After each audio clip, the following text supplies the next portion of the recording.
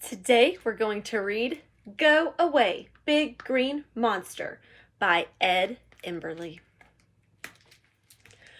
Big green monster has two big yellow eyes, a long bluish greenish nose,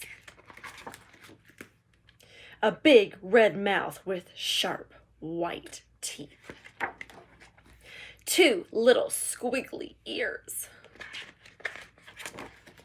scriggly scraggly hair, and a big scary green face. But you don't scare me, so go away, scraggly purple hair. Go away, two little squishy ears. Go away, long bluish greenish nose. Go away, big green face. Go away, big red mouth. Go away, sharp white teeth. Go away, two big yellow eyes.